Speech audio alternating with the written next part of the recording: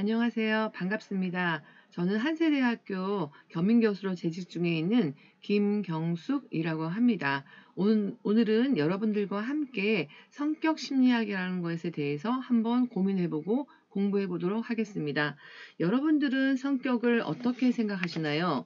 각자의 모두의 특성이 있고 독특성이 있으며 나름대로의 성격들이 있다고 우리는 생각을 하잖아요. 우리의 삶의 대부분은 인간관계 속에서 펼쳐지고 또 어떤 사람을 만나 어떻게 관계하냐에 따라 우리의 인생의 상당 부분이 결정되기도 합니다. 한 사람과의 만남이 좋은 인연으로 시작되면 그렇게 또 좋게 발전될 수도 있지만 또 한 사람을 잘못 만나면 평생 동안 많은 고통과 역경을 겪기도 합니다. 우리들은 이 성격 심리학이라는 걸 통해서 어떻게 대인관계를 잘 하고 또한 어떤 사건에 직면해서 독특한 방식으로 그 생각하고 느끼는지 행동하는지 또 그 사람의 고유 패턴이 어떤 것인지 그것에 대해서 공부해 보도록 하겠습니다. 네, 성격 심리학을 공부하는 과정에 오늘 목차를 먼저 알아보도록 하겠습니다. 목차는 성격을 이해하는 것에 대한 중요성, 또한 성격은 무엇인가, 성격 심리학의 주요 관심사, 그리고 성격 심리학의 연구 주제, 성격의 연구 방법, 또한 성격 심리학의 발전 과정은 어떻게 되었는지 이 시간을 통해서 알아보도록 하겠습니다.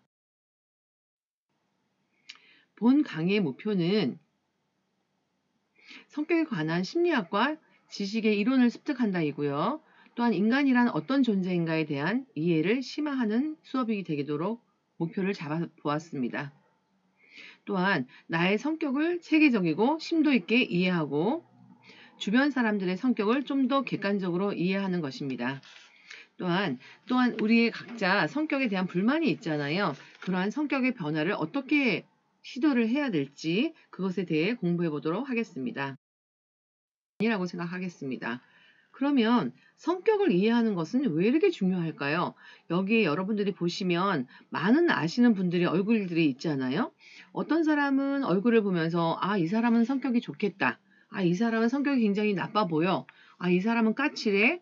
이 사람은 여우 같아. 뭐 이렇게 등등 우리들은 평가를 하죠. 네.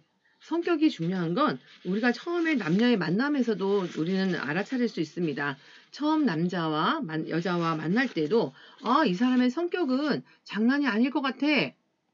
라든가 또한 우리는 이 남자는 얼굴이 잘생겼는데 성격이 조금 까칠하지 않을까? 우리는 이렇게 사람을 만날 때마다 호감을 느끼는 이성을 만날 때마다 우리는 생각하고 판단하게 되죠. 낭만적인 사랑을 경험해 본 모든 사람들은 다 한 번 정도는 열망하는 바람이 있었을 것입니다. 이성과 친밀한 관계를 맺는 것은 굉장히 어려운 관계잖아요. 어떤 사람은 굉장히 쉽게, 어떤 사람은 좀 어렵게 사람을 만나기도 하죠. 하지만 우리가 겉모습을 본다고 해서 그 사람의 성격을 다 알 수는 없다는 거죠. 또한 우리는 직장을 들어갈 때 이렇게 면접 상황을 통해서 사람을 알아보기도 합니다.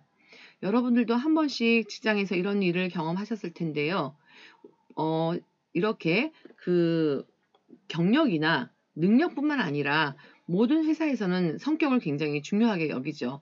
왜냐하면 이미 그 회사의 어떤 동료들과 원만한 관계를 형성해서 이 사람이 일을 잘할 수 있는지 그런 것들을 알아보는 상황이 또한 면접 상황이잖아요.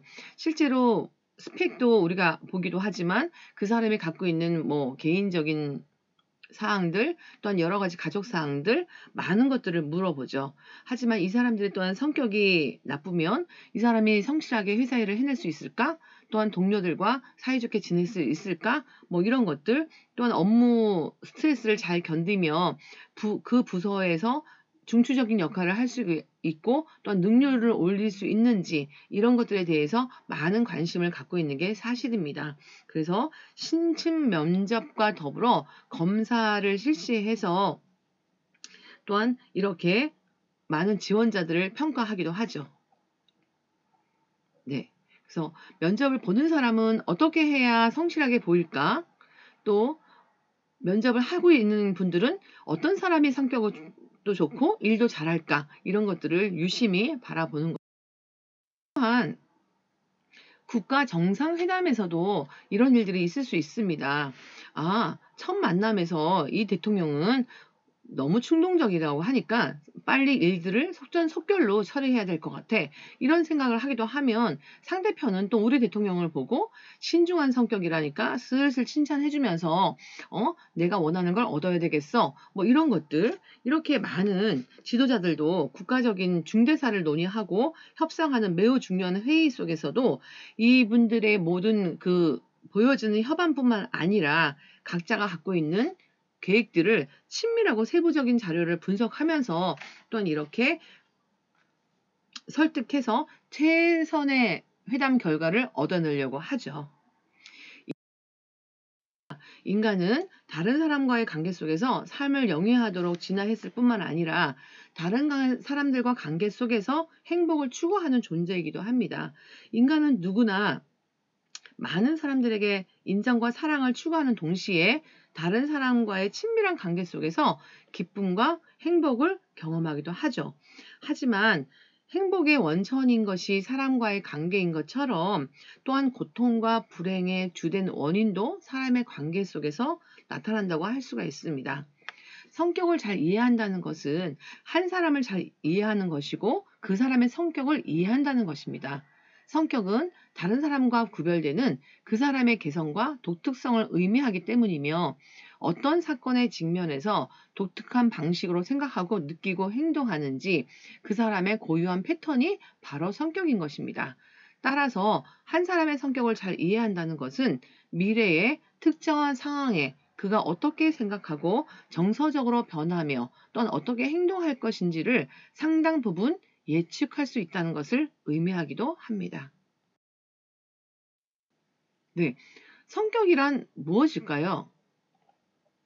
성격은 개인이 갖고 있는 독특한 심리적 특성과 행동 패턴을 얘기합니다. 이것들은 예를 들면 성격은 그 개인마다 가지고 있는 독특한 심리적인 색깔로 생각을 해보시면 좋을 것 같아요. 이것은 개인의 성격이 다른 사람과 구별되는 그 사람만이 갖고 있는 고유성, 독특성, 특이성으로 설명할 수 있어야 합니다. 또한 한 개인의 독특한 행동과 사고 및 감정의 패턴을 생성해내는 개인 내부에 존재하는 심리, 신체적 체계의 역동적인 조직이라고 할 수 있습니다. 이런 것들은 그 한 사람이 일관성 있게 여러 상황 속에서 공통적으로 나타나는 어떤 행동들을 설명할 수 있어야 된다는 거죠. 또한 성격이라는 것은 한 개인이 감정을 느끼고 사고하고 행동할 때 나타나는 일관성 있는 패턴들을 설명할 수 있는 개인적인 특성인데요. 이 사람이 매번 똑같은 상황을 당할 때마다 같은 행동을 해야지 아니면 다른 행동을 하는 것을 성격이라고 할 수가 없습니다. 그래서 우리들은 오래된 지인들을 가끔 보면서 이 사람은 굉장히 성격이 진득해 라든가 이 사람은 굉장히 성격이 이기적이야 이런 일들을 많이 하잖아요. 그래서 그 사람들이 갖고 있는 특성의 고유 행동 패턴이자 또한 그 사람이 갖고 있는 독특성 그리고 또 그 사람이 일괄적으로 나타내는 안정성들 같은 이런 것들을 우리는 성격이 네, Who are you? 너는 누구인가? 우리는 가끔 이런 질문을 하죠. 또한 나는 누구인가? 이런 질문을 안 해보신 분들은 없을 거라고 생각합니다. 여러분들이 누구라고 생각하십니까? 여러분들을 또한 어떻게 이해하고 있는 네, 성격은 그 리치만이라는 사람은 이렇게 말을 했습니다. 성격은 독특한 것이라고 말을 했고요. 이것들은 다른 사람과의 차이점이 있어야 된다라고 얘기를 했습니다. 두 번째는 일관성이 있어야 되는데 여러 상황에서 공통적으로 드러나는 공통성이 있어야 이 사람에게 성격이라고 말할 수 있다라는 거죠. 또한 안정성입니다. 시간이 지나도 지속하는 그 사람이 갖고 있는 그 변동되지 않는 안정성이 성격이라 이렇게 말을 했습니다. 또한 내면적 조직체라고 말했는데요. 이거는 성격이 지니고 있는 역동적인 기능을 말하고 있는데 인간의 다양한 행동은 외부 자극에 대한 반사적 조건이 아니라 내면적 조직체의 심리적 과정을 통해서 표출된 것이라고 보았습니다. 안정된 구조를 지닌 내면체 조직체에 의해서 개인의 행동이 일관성 있게 안정된 방식으로 나타날 수 있는 것이라고 보았기 때문이죠. 이런 것들을 설명하기 위해서 이 리치만은 심리학적 구성 개념이다 이렇게도 말하기도 했습니다. 마지막으로 성격은 동기와 인지, 정서, 행동 패턴의 측면을 설명해주는 개념이다라고 말을 했습니다. 개인마다 동일한 자극 상황에서 나타나는 동기라든가 인지라든가 정서라든가 행동이라든가 여기에는 뭐 동기라고 하면 주된 욕구를 말하는 거고요. 그 다음에 행동에 대한 동기를 말하는 거고, 인지는 그 사람이 갖고 있는 사고 체계를 말합니다. 또한 정서는 그 사람이 어떤 상황을 겪었을 때에 체험하는 행동적인 표현 방식을 말하고요. 행동은 그야말로 외형적으로 나타나는 어떤 반응 방식과 습관들을 말하고 있습니다. 이런 것들을 개념하는 것으로서 내면적인 구조와 역동을 지닌 심리적인 조직체다라고 해서 이 모든 것들이 있어야 성격이라 정의할 수 있다고 말을 했습니다. 그러면 성격 심리학의 주요 관심사는, 성격을 연구하는 심리학의 주요 관심사는 한 사람을 온전히 이해하기 위해서는 인간의 보편적인 특성과 집단 고유적인 특성과 또한 개인적인 특성이 있어야 된다. 이것들이 나는 누구인가? 그리고 그 사람은 어떤 존재인가? 또한 이 사람은 어떤 소유자인가? 이런 물음에 대해서 답하기 위한 분야라고 했습니다. 또한 이런 분야를 공부하는 것이 성격 심리학의 주요 관심사이기도 합니다. 그래서 우리들은 이런 개인의 성격을 갖고 있는 개인적인 특성, 또한 집단 고유적 특성, 그리고 인간이 갖고 있는 보편적인 특성을 이해할 수 있어야 하고, 이러한 세 가지 측면을 통합적으로 바라보는 관점이 필요하다고 보겠습니다. 네. 개인차, 개인의 독특한 특성이라든가 집단 고유적 특성, 개인이 소속한 집단 구성원의 심리적인 특성이라든가, 또한 인간의 본성, 모든 인간이 갖고 있는 고유적인 특성을 우리는 알아야 되겠습니다. 네. 그러면 우리는 이런 문제를 한번 생각해 볼 수 있겠죠. 나만이 독특하게 지닌 개인적인 성격 특성은 무엇일까? 또한 두 번째, 나는 남성으로, 여성으로, 아니면 동양인으로서, 한국인으로서 어떤 집단적 공유의 특성을 지니고 있을까?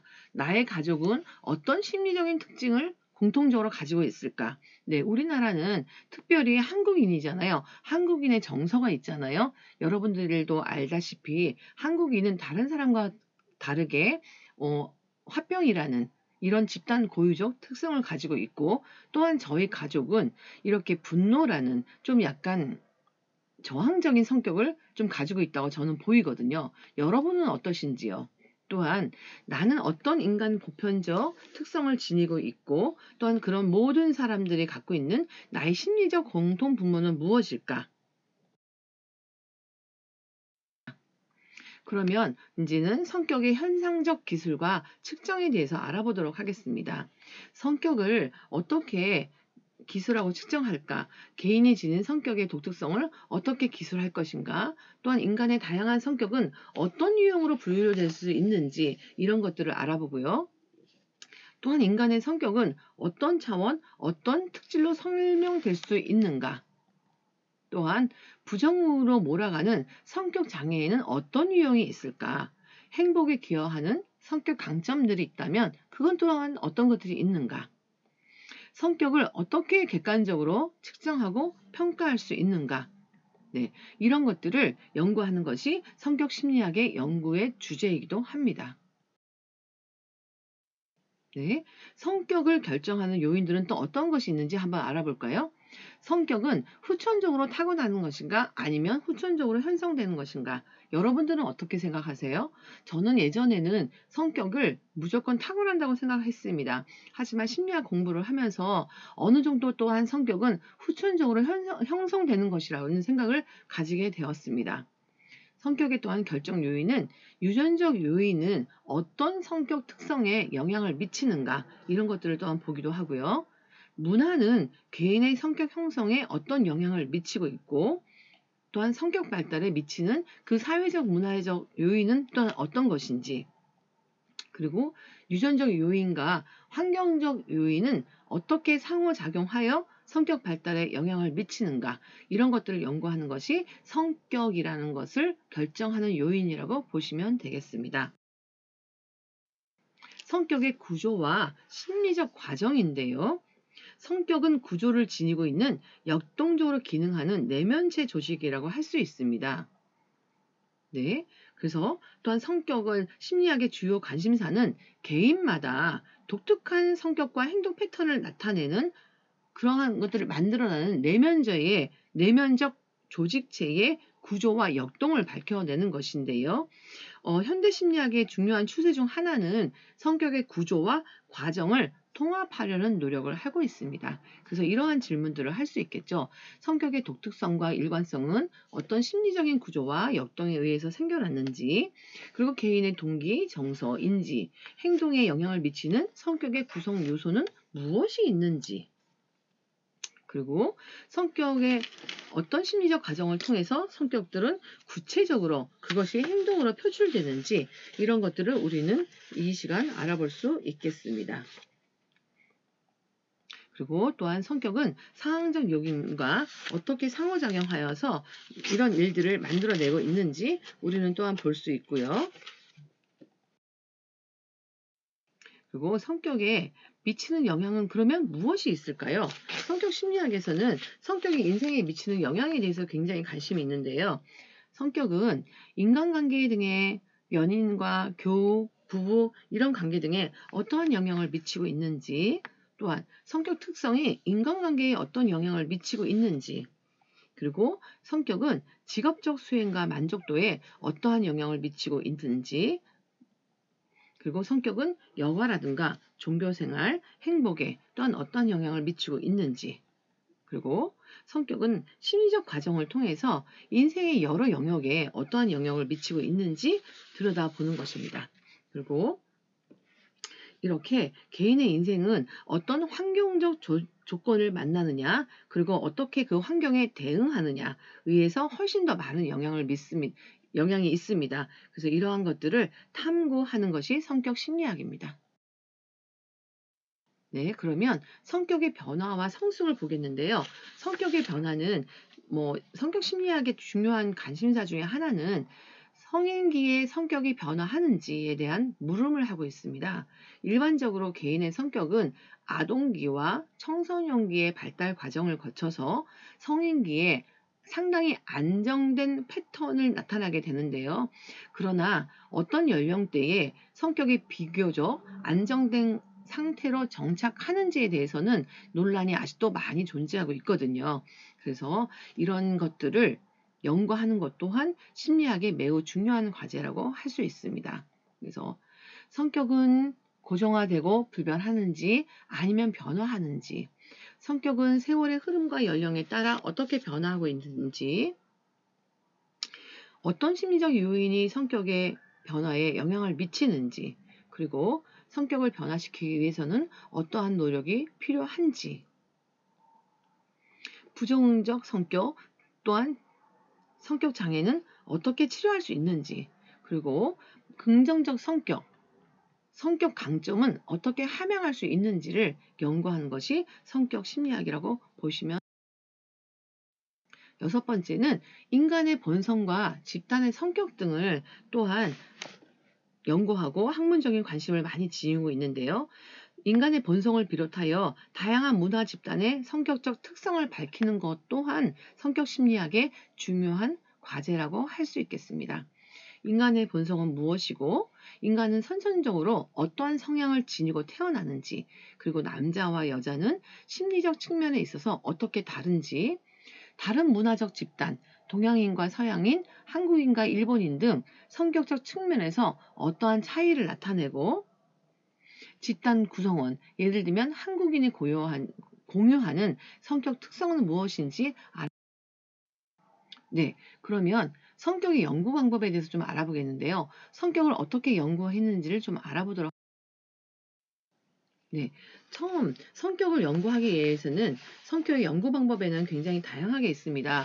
성격을 이해하는 일은 인간의 중요한 관심사이기도 하고 또한 동서고금을 막론하고 성격에 관한 많은 주장과 이론들이 제기되었습니다.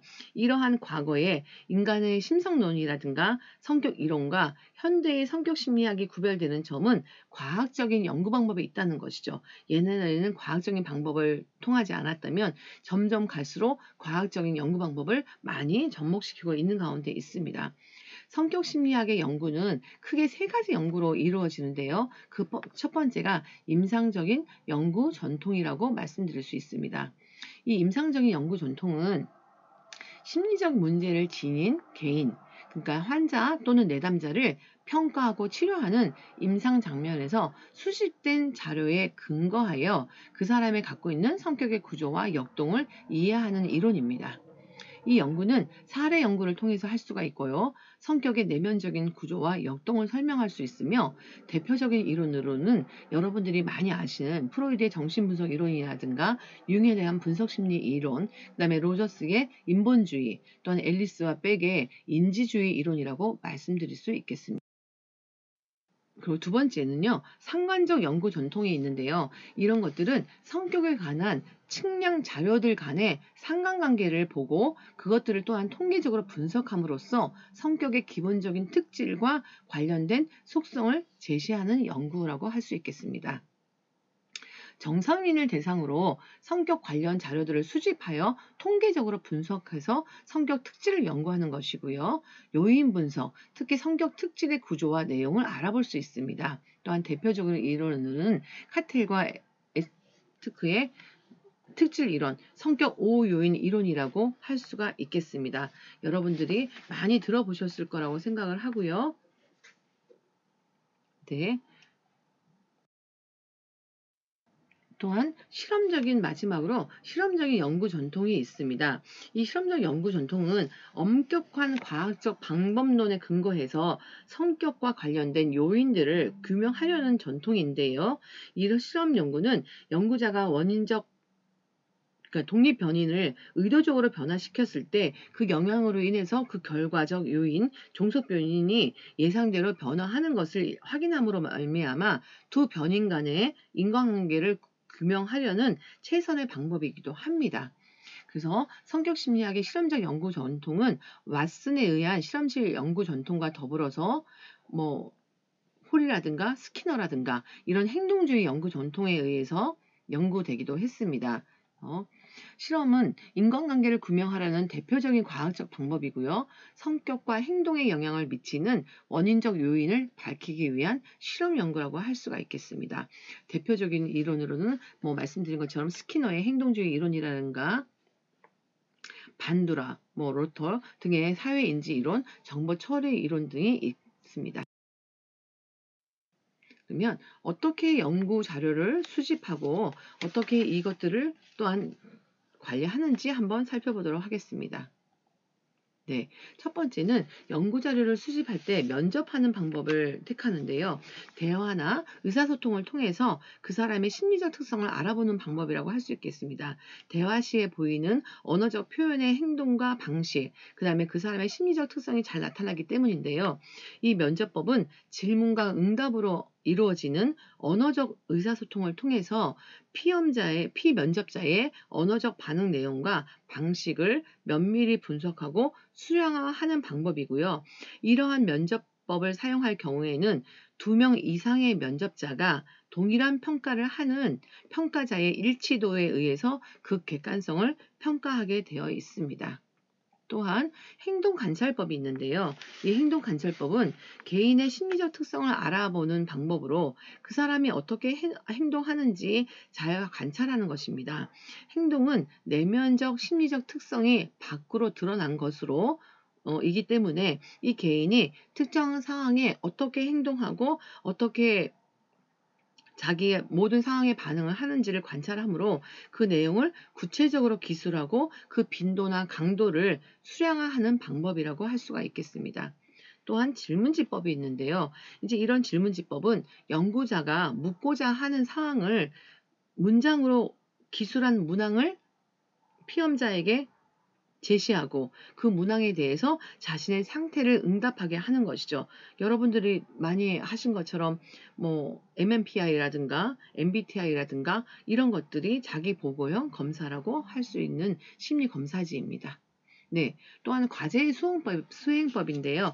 이거는 어떠한 과제 미션을 주고 그것을 어떻게 수행해내는지를 알아보는 방법인데요. 심리적인 특성이 요구되는 과제를 주고 그 과제에 수행된 시간이라든가 수행 반응의 내용이라든가 정확도 또한 방식 등을 면밀하게 평가하는 방법이라고 할 수가 있겠습니다. 또 마지막으로 심리 생리적 측정 방법인데요. 이런 것들은 이제 뭐 정신과에서 많이 하시는 뇌파라든가 심장 박동이라든가 혈압이라든가 근육이라든가 뭐 긴장도라든가 이런 생리적 상태를 측정할 수 있는 측정 도구를 통해서 심리적 상태나 특성을 평가하는 방법이라고 할 수가 있겠습니다. 그래서 여러분들도 한 번씩 병원에 가시면 뭐 MRI라든가 뭐 CT라든가 이런 거 해보셨죠? 또한 뇌 영상술이라든가 이런 것들이 심리 생리적 측정 방법이라고 보시면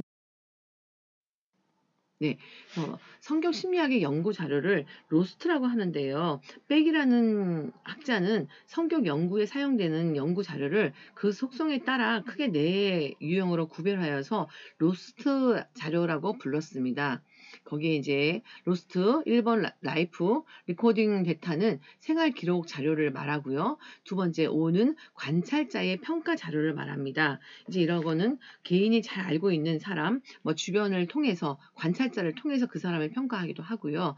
이제 테스트가 있는데요. 이런 건 심리 검사 자료를 통해서 그 사람의 심리를 검사하는 거고 마지막에 이제 셀프 자기 보고 자료를 통해서 이제 이렇게 할 수 있는 것들을 로스트 연구 자료라고 불렀습니다. 성격 심리학의 발전 과정을 보겠는데요. 성격 심리학의 발전 과정은 굉장히 과거는 길지만 역사는 좀 짧습니다.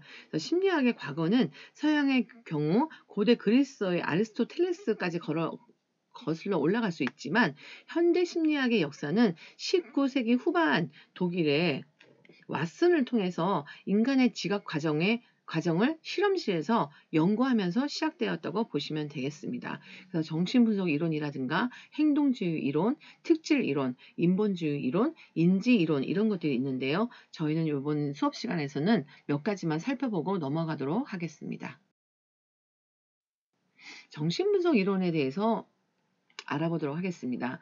예, 많은 여러분들이 심리학 공부를 하시면서 이 프로이드를 빼놓을 수가 없죠. 예, 프로이드는 1956년과 1939년 사이에 활동하신 정신분석가로서 성격 이론자이자 정신병리 및 심리치료 이론학자입니다. 이분은 오스트리아 신경과 의사인 프로이드는 히스테리 환자를 자유연상법으로 치료하면서 무의식과 성적 욕구의 중요성을 깨닫고 정신분석 이론을 제시하신 분입니다. 프로이드는 심리적 결정론을 말했고요. 그 다음에 무의식의 존재와 영향력을 얘기하였고 또한 그 무의식이 성적 추동의 중요성을 가지고 있다고 얘기하였으며 프로이드는 유아기의 부모의 애착 경험을 통해서 그 성격이 인간의 굉장한 중요한 성을 이야기하였습니다. 프로이드의 성격의 구조는 이제 마음의 지향적인 모델이라고 해가지고 심리의 경험을 세 수준으로 나눴는데요. 처음에는 의식이라고 해서 여기 떠 있는 의식 보이시죠? 여기를 의식이라고 말하고 그 다음엔 여기를 전의식이라고 이야기했습니다. 근데 이 의식은 우리가 알아차릴 수가 있고 생각할 수가 있고 말할 수 있는 것인데 전의식은 조금 머물러 있는 내가 좀 처음엔 잘 모르지만 조금 생각해보면 알 수 있는 것들을 전의식이라고 했고요. 이 밑에 보이지 않는 빙산의 일각이라고 했는 이 무의식은 무한대이며 이곳에서는 많은 우리가 생각하고 느끼지 못하는 모든 것들이 여기에 있다. 그래서 우리의 행동은 우리의 성격은 여기가 좌우한다 이런 뜻으로 프로이드는 이론을 말했습니다. 그리고 성격의 3원 구조 이론을 그 프로이드는 원초화, 자아, 초자아라고 말을 했는데요. 원초화는 우리의 본능적인 욕구, 원초적인 욕구를 말했으며 거기에는 성욕과 공격욕, 그 다음에 쾌락과 일차적인 과정이라고 말했습니다. 이제 이거를 리비도라고 말하기도 하죠. 또한 두 번째는 성격의 삼원 구조의 자아라고 하는데 이거는 현실적으로 우리가 적응할 수 있는 기능인데요. 현실의 원리를 따르고 이것들을 하는 것이 일차적인 과정이라고 보았습니다. 그리고 우리의 이제 가장 이상적인 이성적인 면을 초자아라고 보았는데요. 이것을 슈퍼에고라고 하였으며 초자아는 도덕과 윤리의 내면화를 시켰고 도덕의 원리를 가지고 있다고 이야기하였습니다. 여러분들이 이 시간에는 프로이드에 대해서 너무 자세히 말씀을 드릴 수는 없고 다음 또는 다른 과목을 통해서 프로이드의 성격 이론에 대해서 좀 더 심도 있게 한번 다뤄보는 것도 괜찮다고 생각이 듭니다. 네, 그래서 정신역동을 이렇게 자아와 초자아와 원초아로 나눴는데요. 자아의 영역은 자아가 주도해서 현실적이고 합리적인 정적인 성격을 드러내는 거고요. 우리 안에는 원초와 리비도가 있는데 여기에는 아까 말씀드렸다시피 공격적인 성격이 있다고 했잖아요. 그다음에 성욕도 이제 원초화에 있다고 했는데 원초화가 강하면 충동적으로 갈 수밖에 없고 무절제한 성격이 나올 수밖에 없다고 보았습니다. 그래서 어린 시절에 미성숙한 사람들은 우리가 보통 아우 저 사람은 원초화가 강하다 이렇게 얘기를 하는데 그 얘기는 충동적이고 무절제한 성격이 있기 때문에 그렇게 이야기할 수 있는 것이고요. 또한 초자아가 있습니다. 초자아가 강하면 굉장히 이성적이고 냉정해지죠. 그래서 도덕적이고 억제적인 성격을 갖고 있고 여기에는 자아와 더불어 새 힘이 정신적인 역동이라고 우리가 부르는 이 세 가지가 계속 힘겨루기를 한다는 거죠. 그래서 현실적으로 이 자아가 중심을 잡아서 이것이 중재를 하는 역할을 하는데 현실적이고 합리적인 적응적인 성격을 만드는 것이 이 자아가 하는 역할이라고 보시면 되겠습니다. 네, 성격의 발달은 구강기와 항문기, 남근기와 장복기, 성기기 이렇게 프로이드는 5가지로 나누어 놓았습니다. 구강기는 출생부터 1.5세, 그 다음에 항문기는 1.5세부터 3세까지 항문기, 그 다음에 남근기는 3세에서 6세, 잠복기는 6세에서 사춘기까지, 그 다음에 성기기는 사춘기 이후라고 했는데 여기에 다양한 이제 구강기의 발달 단계가 있고 발달 과정이 있는데 그거까지 저희들이 살펴보기에는 좀 시간이 많이 부족한 것 같아서 여기까지 하고 네, 행동주의는 엄격한 과학적인 연구 방법에 근거해서 실험적 연구 전통에서 발전한 심리학인데요. 관찰과 측정이 가능한 외형적인 행동에 초점을 두었고 성격의 내면적 구조나 과정보다 행동하는 반응에 대한 개인차의 관심을 더 두었습니다. 그리고 행동이 환경적 요인에 의해 학습되고 변화하는 원리를 연구하였습니다. 이러한 것들이 행동주의 이론이라고 보시면 네. 기본 특성은 관찰할 수 있는 구체적인 행동으로 분석되어 이해할 수 있어야 된다라는 것이 기본 가정이고요. 또한 신생아는 백지 상태로 태어난다고 보았고, 인간이 나타내는 대부분의 행동은 후천적으로 학습된 것이라는 가정을 하고 있습니다. 또한 인간의 모든 행동은 환경적 요인에 의한 학습에 의해 습득된 것이라고 보았습니다. 또한 학습의 원리를 이용하여 어떤 행동도 변화될 수 있다는 것이 이 행동주의의 기본 가정입니다. 네. 행동주의에서 가장 중요한 게 고전적 조건 형성일 텐데요. 여러분들은 많이 보셨죠? 예, 파블로이라는 사람들이 이 과정을 했고, 이 사람은 고전적인 행동 조건 형성을 통해서 동물을 통해 조건 형성 전에 어떻게 반응하고 그 조건을 통해서 어떻게 반응해서 어떤 행동을 드러내는지 일정한 패턴이 생기는지를 보았습니다. 그래서 조건 형성 전에는 고기를 주고 침 흘림, 무조건적인 반응을 보았고 종소리를 하지 않았을 때는 침을 흘리지 않는 것을 보았습니다. 근데 조건 형성을 시행했을 때에 고기를 주고 종소리를 주면 무조건 침 흘리는 것을 보았습니다. 그래서 이러한 것들을 통해서 조건 형성 후 종소리를 주면 침 흘림이 있고 이것은 조건에 반응한다는 것을 통해서 그래서 또한 조작적 조건 형성에 대해 스키너는 라는 학자가 이 연구를 했는데요.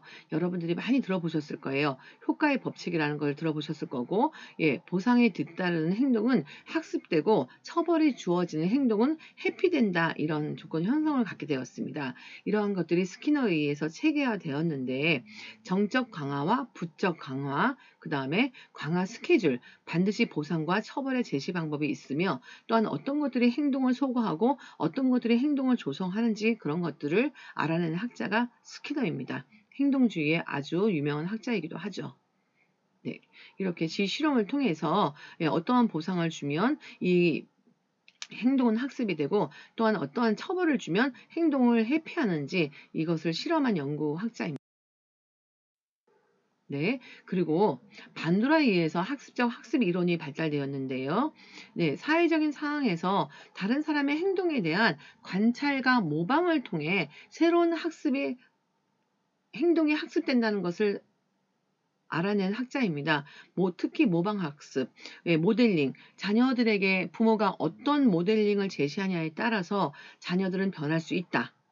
이런 것들을 연구하기도 했죠. 그리고 대리학습, 행동 결과에 대한 학습, 또한 관찰학습, 그래서 주의 과정이라든가 이것을 저장하는 과정이라든가 운동 재생 과정, 동기화하는 과정 이런 것들이 어떻게 있는지를 일원화 연구를 시킨 것이 반두라의 사회적 학습 이론이라고 보시면 되겠습니다.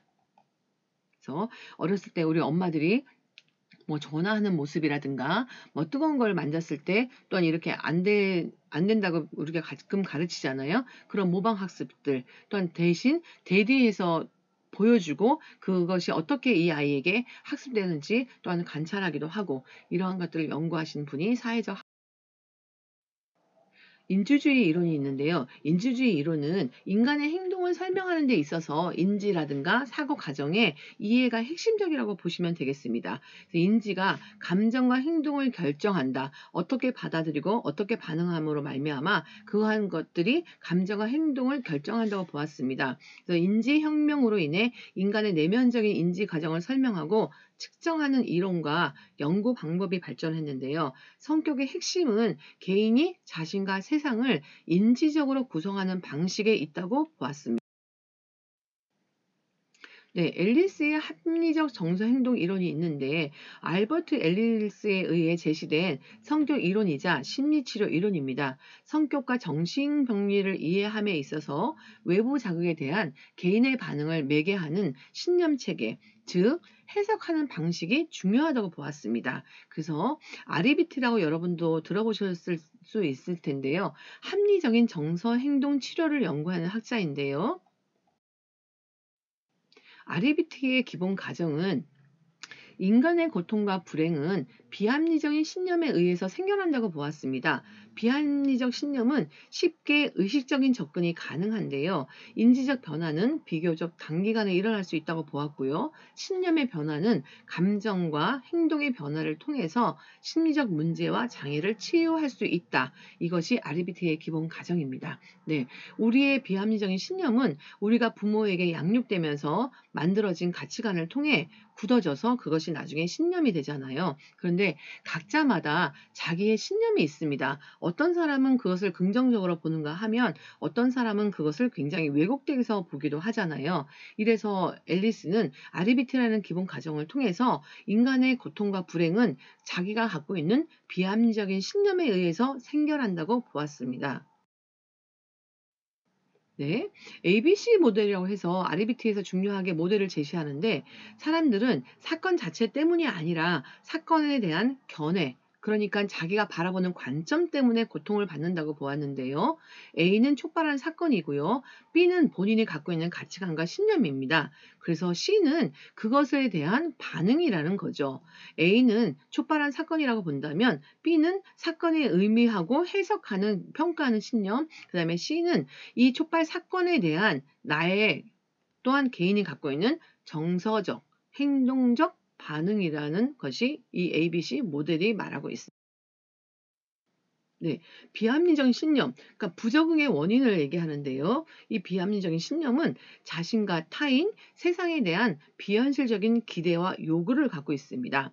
그래서 저도 가끔 이런 반드시 뭐뭐 해야 돼. 절대로 이렇게 얘기를 많이 하는데 이런 것들 형태는 절대적이고 완벽주의적인 당위적인 신념이라고 하는데요. 이 당위적인 신념은 자신에 대한 당위적인 요구일 수도 있고 또한 타인에 대한 당위적인 요구일 수도 있고 그것과 더불어 세상을 향한 당위적 요구라고 보시면 되겠습니다. 그래서 반드시 뭐뭐 해야 돼. 항상 꼭 이런 말을 많이 쓰시는 분들을 보면 굉장히 완벽주의에 가깝고 이분법적인 형태를 많이 드러내기도 하죠. 네, 그래서 핵심적 비합리적인 신념이 있는데요. 그 중에서라도 이제 절대적인 강요와 당위가 있습니다. 예를 들면, 진정한 친구라면 항상 내 편을 들어주어야 해.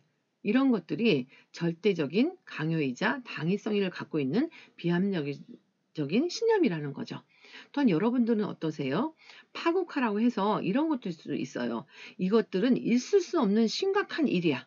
이렇게 굉장히 몰아가는 거죠. 절대적인 것들. 또한 좌절에 대한 낮은 인내력을 갖고 있기도 한데요.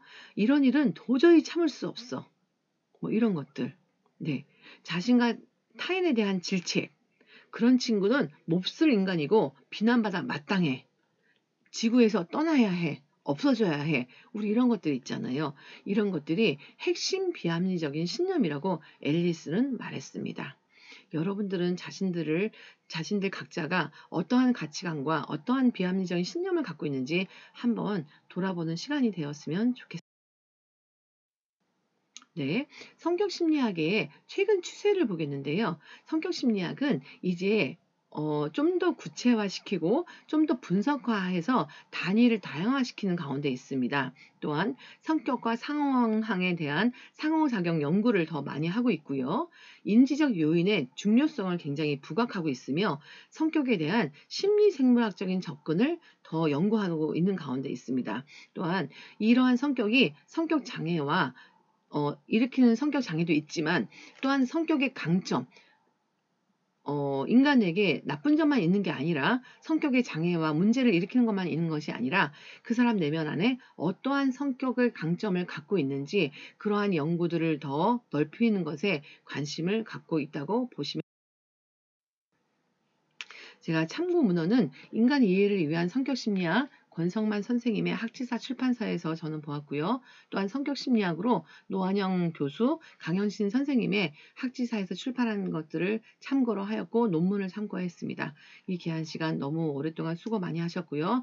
또한 한 주간 여러분들의 성격에 대해서 조금 더 돌아보는 시간이 되시기를 간절히 바라며 다음에 뵙겠습니다. 감사합니다.